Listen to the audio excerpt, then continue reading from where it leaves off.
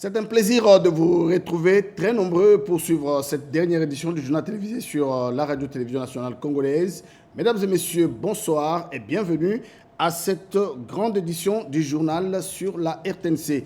À Kinshasa, des voies de dessert agricole franchissent un nouveau pas vers la modernisation de sa gestion financière. L'institution a lancé une session de formation destinée aux chefs de division administratifs et financières afin de se familiariser avec le logiciel comptable TOMS 2 Pro, un outil numérique pour leur gestion. Joël Makela. À l'Office de voies de dessert agricole, la modernisation de la gestion financière passe désormais par le numérique. L'institution a lancé à Kinshasa une gestion de formation destinée à outiller ses cadres administratifs et financiers à l'utilisation d'un logiciel comptable moderne, logiciel comptable TOMS 2 Pro. Organisée au profit des chefs de division, cette formation est animée par les experts du cabinet Menderk & Son, spécialisés dans la mise en place de solutions de gestion comptable.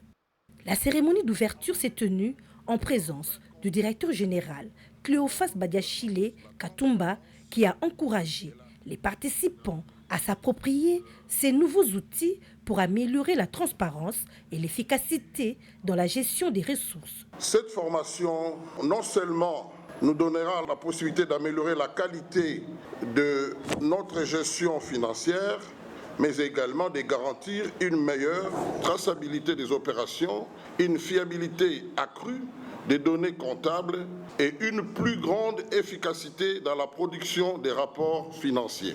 Je reste convaincu qu'à l'issue de cette formation, vous serez mieux outillés pour contribuer davantage à l'amélioration de la performance de notre établissement.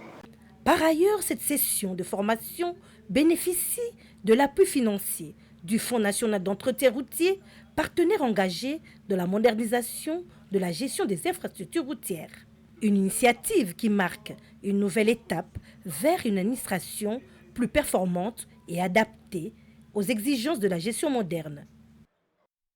Et puis, reçu pour la troisième fois successive par le ministre délégué, ministre à la Défense, chargé deux anciens combattants, Eliezer Ntambwe, la délégation de la communauté Téké a publiquement salué l'évolution de la mission de pacification dans le Grand Bandundu. Les chefs coutumiers et notables de ces coins remercient le président de la République, Félix Antoine-Tshisekedi, pour s'être impliqué dans la pacification et le retour de la paix dans le Grand Bandundu. Les détails, c'est avec Serge Merlin-Mata.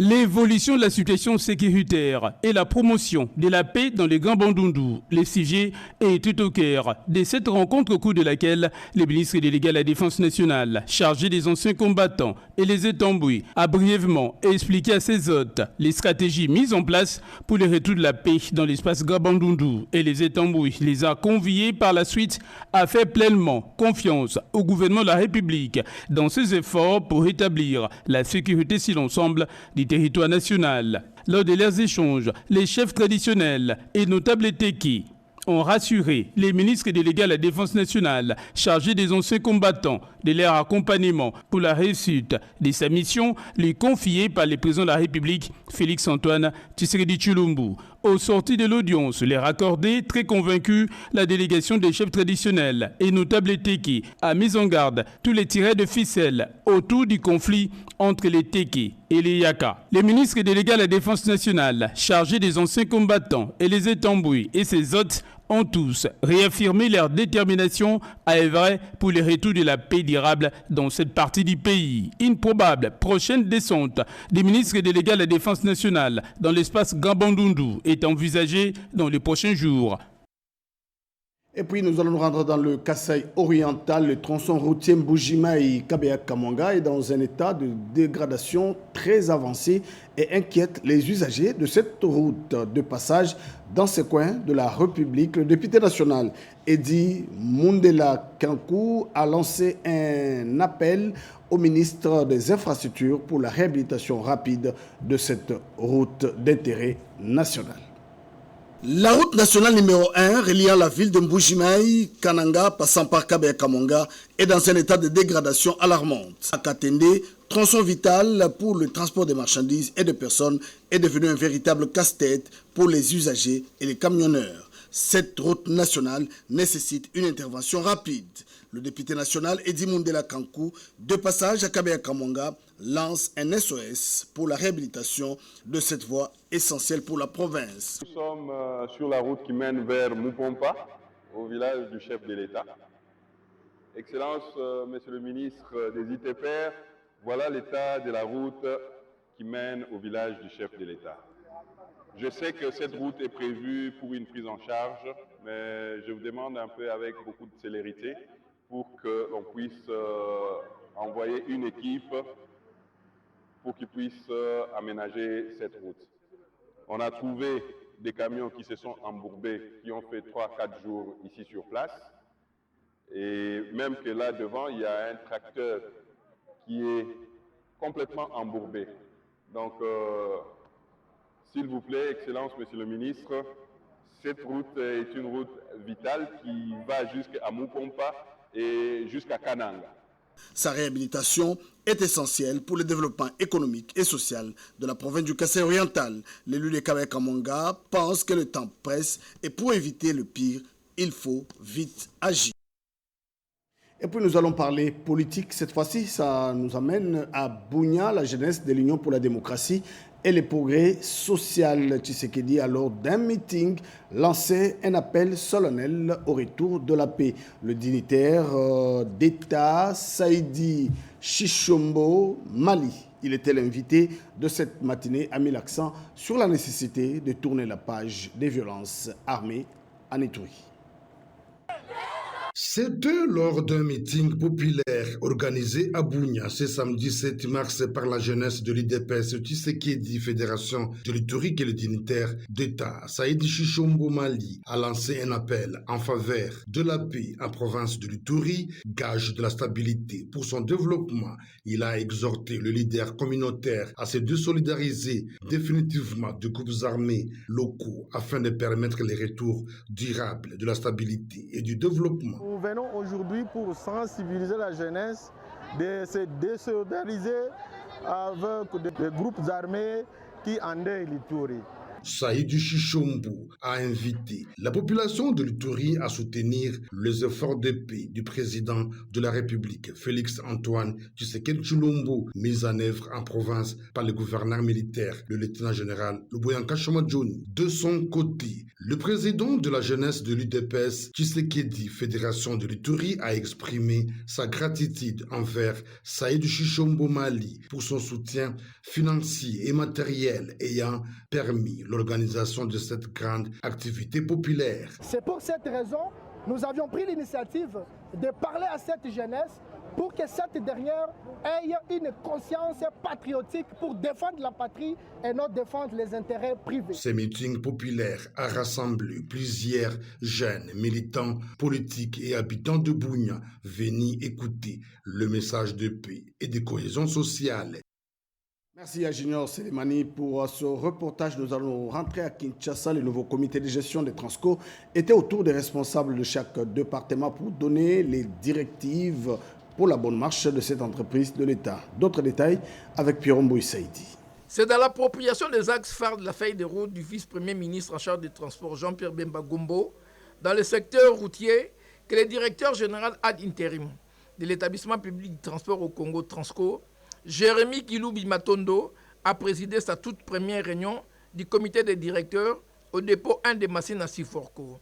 C'était en présence du directeur général adjoint ad interim, Loutans Kanzo Louvuezo, avec la participation de tous les directeurs sectoriels de l'établissement. Il fallait rapidement réunir les différentes directions pour faire un état des lieux sommaire. Ça nous permet de savoir exactement ce que la direction fait comme tâche et aussi quelles sont les difficultés récurrentes qu'il rencontre. J'ai une grande vision de redressement et de développement des Transco. Dans les jours qui vont venir, nous allons ensemble confectionner ces plans et nous allons organiser des séminaires avec tous les autres services et directions pour présenter ce plan de redressement et de développement des Transco à toute la communauté de la société. Aussitôt après la réunion du comité de direction, Jérémy Kiloubi a vite rejoint le président du conseil d'administration, Jean-Claude Doumbi, pour la réunion de la commission de suivi des fonds d'intervention économique, sociale, culturelle et scientifique alloués à Transco par le gouvernement depuis l'année passée. Et ce, en présence du représentant du vice-premier ministre en charge des Transports, Jean-Pierre Bemba Gombo. Mois de la femme, on en parle encore dans ce journal. Promotion entrepreneuriale féminin et autonomisation de femmes. Les moments de la dynamique de force des actions Fachi ont été sensibilisés à Kinshasa. Les épouses militaires ont également partagé leur expérience avec ces femmes. Nadine Yango a suivi cette rencontre. C'est une option levée. Les femmes veulent passer des discours aux actions. Réunies autour de leur présidente, Louisette Yombo, les moments de la dynamique de force des actions Fachi ont placé l'autonomisation économique au cœur de leurs échanges en ces mois dédiés aux droits des femmes. En présence de Guylaine Tolekabena, épouse militaire, les participantes ont été encouragées à se lancer dans l'entrepreneuriat, notamment dans l'agriculture et les petits commerces, afin de générer leurs propres revenus.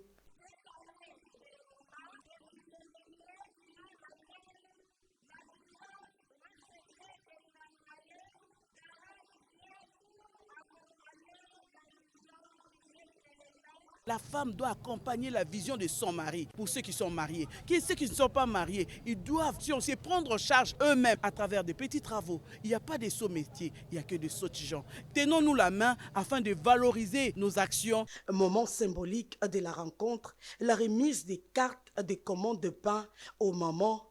Une initiative destinée à soutenir les démarrages des petites activités commerciales dans les 24 communes de la capitale. La présidente Louisette Yombo a également salué les initiatives diplomatiques du chef de l'État pour le retour de la paix dans l'Est du pays. En 7 ans d'existence, la DIFAF mobilise les femmes à la prise de conscience pour l'émergence d'un leadership féminin autour du chef de l'État, Félix Antoine Tshisekedi Tshilombo, champion de la masculinité positive. Après Kinshasa, nous allons rendre dans le Lualaba, précisément à Kolwezi. La fondation Barampana Mutombo a réuni plusieurs femmes hier pour célébrer la journée des droits de la femme. Jamais une salle dans la ville de Kolwezi n'a été bondée de monde comme c'était le cas de celle dénommée Dr Tembele le samedi 7 mars 2026. Les femmes venues de tous les abords de la ville ont répondu à l'appel de la fondation Barampana Mutombo pour la célébration de la Journée internationale des droits de la femme en présence du coordonnateur national de la fondation, Billy Kailou. À cet effet, un atelier conférence a été organisé avec pour thème justice, sécurité et autonomisation pour chaque femme et fille de la République démocratique du Congo. Les orateurs ont tour à tour développé une particularité liée à ce thème dans leurs domaines respectifs. C'est notamment Chantal Cohn qui s'est penchée sur l'autonomisation de la femme, gage de son respect dans la société. La magistrate Sophia a quant à elle développé sur la prise de conscience de la femme pour revendiquer ses droits. La capitaine de la PNC, Mimi Faïla, a pour sa part présenté la gestion du stéréotype à l'endroit de la femme policière. Il s'en est suivi un jeu de questions et réponses pour la meilleure compréhension. À l'issue de la manifestation, Maître Caron Bouyi est revenu sur l'essentiel de son intervention. Nous avons parlé de l'autonomisation de la femme ainsi que de la justice.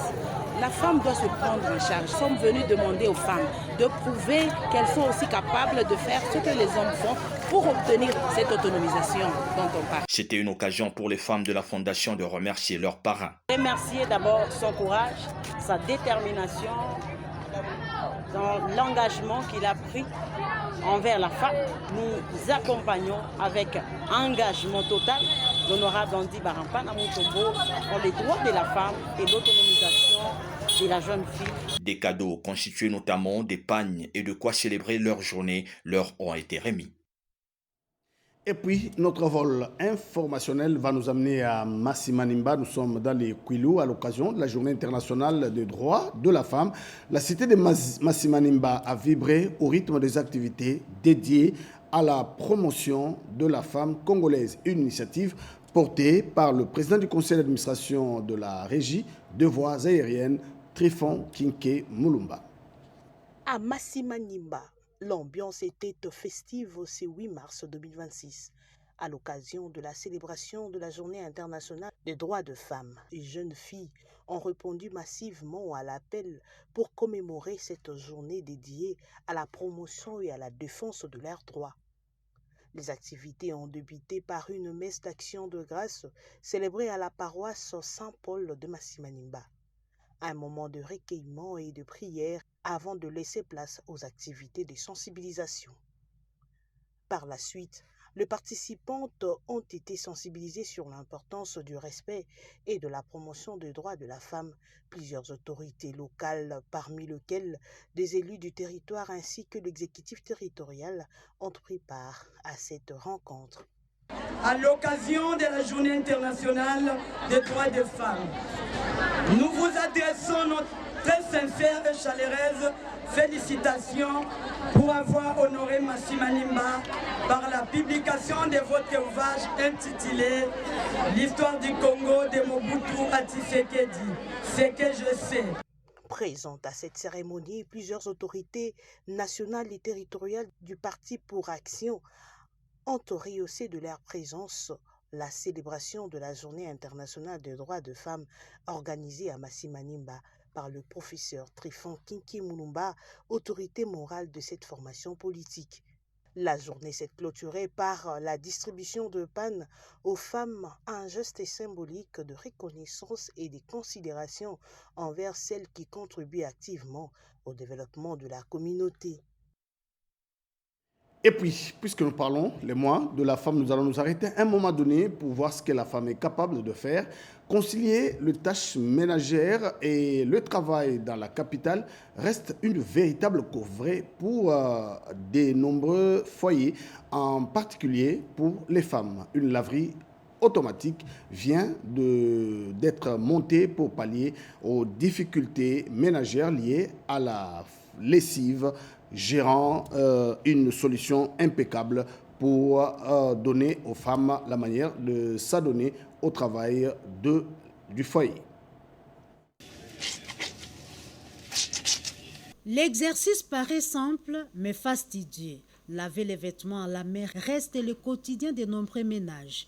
Une tâche souvent pénible, exigeant temps et effort, surtout pour les femmes déjà prises par de multiples responsabilités. Pour répondre à ce besoin, une laverie automatique vient d'ouvrir ses portes sur l'avenue du 24 novembre, BS Express. Un service rapide et accessible qui permet désormais aux habitants des quartiers environnants de gagner du temps et de vaquer à leurs occupations. Cette innovation tombe à point nommé en ces mois de mars dédiés aux droits des femmes, en allégeant une corvée encore répandue dans les foyers des Kinois. Nous ne cesserons pas de lancer cet appel, de crier pour que les femmes deviennent autonomes, qu'elles soient capables vraiment de réclamer leurs droits en faisant quelque chose. Ce n'est pas en restant assises à la maison qu'on va dire nous voulons être libres, nous crions pour les droits de la femme, non.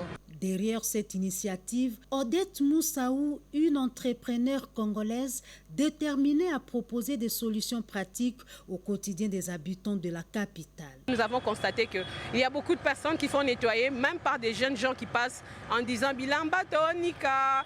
Et chez Bilamba Tonika, on paye jusqu'à 20 000 francs pour Nika avec le main et tout. Et pourtant, ici, on nettoie la même quantité avec des moyens modernes, de façon très efficace, et on a son linge très propre.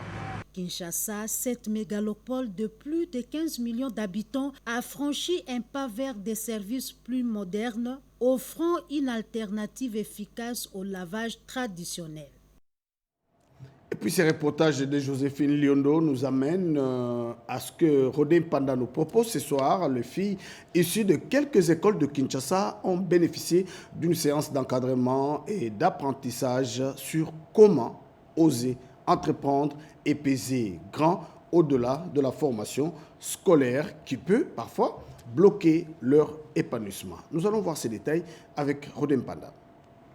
Équiper la jeune fille avec des connaissances et compétences suffisantes dans tous les domaines de la vie pour lui donner les moyens d'assumer son leadership, c'est la voie par excellence de l'autonomisation de la femme. C'est tout ce qui justifie cette séance d'immersion dont ces filles issues de différentes écoles viennent de bénéficier afin de les sortir du carcan de certaines orientations scolaires dans lesquelles elles sont restées enfermées et qui bloquent leur épanouissement. Très concentrées sur les nouvelles notions mises à leur disposition avec les concours de SUNY Assurance, tout a été gardé dans les blocs-notes pour ne rien perdre ni oublier. Sous l'encadrement du mouvement Inspiration, ces jeunes filles restent déterminées à inspirer les autres par l'imagination et les nouveaux modèles du savoir-faire, d'où ces encouragements de l'équipe d'organisation. Nous cherchons à faire de l'immersion des jeunes filles dans le milieu professionnel afin qu'elles puissent remarquer, donc comprendre d'abord ce qu'est le milieu de l'assurance, mais aussi se rendre compte qu'il y a beaucoup de femmes en fait qui sont des cadres supérieurs. L'idée c'est vraiment donc, de pouvoir s'inspirer de toutes ces expériences, donc, mais précieuses. Vous avez des droits, alors jeune fille, sois persévérante, sois intègre, travailleuse. Jeune fille rêve, ose et réalise. C'est pas évident de déplacer des élèves. Merci beaucoup à toute l'équipe, à tout le staff et que nous montrons la voie à ces jeunes filles. La valeur des connaissances acquises ne pouvant laisser indifférentes les bénéficiaires et n'ont pas hésité de dire merci à l'initiatrice de cette activité organisée dans le cadre de la célébration de la Journée internationale du mois de mars dédiée aux droits de la femme. Et puis, la rédaction française de la RTNC vous propose les condensés de célébration dans les provinces pour commémorer cette journée internationale des droits de la femme. Elles sont sorties des 11 quartiers de la ville d'Issiro et rejointes par des délégations venues de tous les 6 territoires pour se masser dans cette somptueuse cathédrale Maranatha, incapable de les contenir toutes. Ces femmes du Haut-Touélé, estimées à plus de 15 000, ont assisté à la célébration de la journée du 8 mars et l'heure dédiée le dimanche 8 mars 2026 sur invitation du gouverneur Jean Bakomi Togambou dans une ambiance jamais vécue. Place la barre très haut dans le cadre de l'autonomisation des femmes. 4 projets soumis par les femmes de Wamba, Ouacha, Dungu et Issiro sont financés par une bagatelle de plus de 100 000 $ et les chèques sont remis séance tenante. En plus, toutes les 6 femmes chefs de bureau de genre dans les territoires ont reçu des motos pour leur mobilité. C'est l'église adventiste Mandrandel de Beni en commune Moulekera qui a accueilli l'essentiel des manifestations relatives à la Journée internationale des droits de la femme. Ici, un culte d'action de grâce a été au rendez-vous. C'était un moment de prière, louange, adoration, une manière de rendre grâce à Dieu pour ses merveilles et de l'implorer pour la restauration de la paix durable dans la région. Au nom de toutes les femmes du Nord Kivu, la chef de division provinciale du genre ad intérim, Madame Sabouni Ruth, a promis d'accompagner les efforts du gouvernement provincial dans la recherche de la paix et dans les initiatives de développement. De son côté, le directeur de cabinet du gouverneur de province, David Kamoua, a exprimé l'engagement renouvelé du gouvernement Swamokakule Evariste à plus de représentativité des femmes dans son cabinet. Le vice-gouverneur de la province du Kwilu, le professeur Espoir Massamanki, a communié le dimanche 8 mars 2026 avec les mamans et les jeunes filles du territoire de Boulungu qui se sont sentis honorés par le numéro 2 de l'exécutif provincial de la province du Kwilu. Des pagnes ont été distribuées à toutes ces mamans à l'issue de la formation de 2 jours sur l'entrepreneuriat et l'intelligence financière.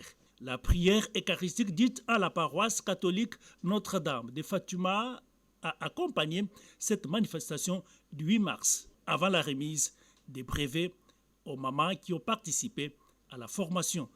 Autant aussi Lubumbashi n'a pas échappé à la règle avec une célébration grandeur nature de la journée du 8 mars. Disons-le, cet appel à l'action qui porte la signature de la vision Fachi rénovée. Kalimboui, numéro 1 de ce mouvement politique, a réuni les associations et organisations féminines okatangaises, les femmes fachistes ainsi que les mamans visionnaires, afin de réfléchir autour du thème national et par ricochet faire de cette commémoration un moment fort d'unité, de solidarité et d'engagement envers des droits garantis et l'autonomisation durable des femmes et des filles en RDC. Accueilli un véritable prince dans son fief électoral de Kabimba, chef-lieu du territoire de Kalimi, l'honorable Mateka Moufouan Simplice a été reçu en grande pompe par la population locale venue nombreuse lui réserver un accueil chaleureux.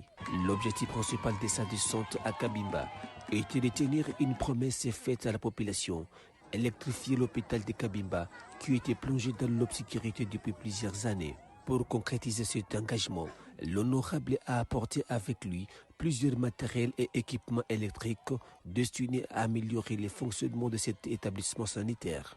Le médecin directeur de cet hôpital n'a pas caché sa satisfaction. Lui-même a honoré les femmes. Jésus lui-même a respecté les femmes. Le président de la République a compris. Faji Béton, champion masculin, Alobi, Natombo Libasi.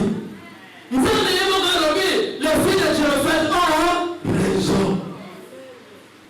Et les deux filles de Jésus, l'une devait préparer pour Jésus. Et l'autre était à côté de Jésus en train d'écouter la parole. Sa sœur viendra dire à Jésus, pourquoi ma sœur est à tes côtés? Au lieu de me joindre dans la cuisine pour faire quelque chose pour toi. La femme va dire à Jésus, qui est-il pour me demander de l'eau? Vous et nous. Célébration de la Journée internationale des droits de la femme 2026. Personnel féminin de l'Institut supérieur de technique médicale de Kinshasa, ISTEM Kinshasa, a effectué une visite guidée au Musée national le samedi 7 mars 2026. C'était un prélude de cette célébration. Pour le secrétaire général administratif de l'ISTEM Kinshasa, Nelly Lukolongo Bouyana, cette activité a pour objectif d'offrir au personnel féminin de cet établissement d'enseignement supérieur la possibilité de s'imprégner de l'identité et de la culture congolaise. Les femmes vendeuses de la commune de Limete ont reçu une assistance sociale dans le cadre de la célébration de la Journée internationale des droits des femmes, célébrée ce dimanche 8 mars 2026. Dans sa vision axée sur l'assistance humanitaire, l'honorable Yves Bapa s'est rendu à Limete pour célébrer avec faste la journée dédiée aux femmes. Il leur a offert des pannes et des enveloppes financières pour renforcer leur capital. Par ces thèmes, l'honorable Yves Bapa, à travers sa fondation, tient à accompagner les femmes pour leur utilité dans la société. Merci de votre fidélité à la Radio-Télévision nationale congolaise. Fin de ce journal de Pati Tondongo réalisé par Monique Mavungu. Bonne suite des programmes sur la RTNC. J'aurai le plaisir de vous retrouver demain, 23h.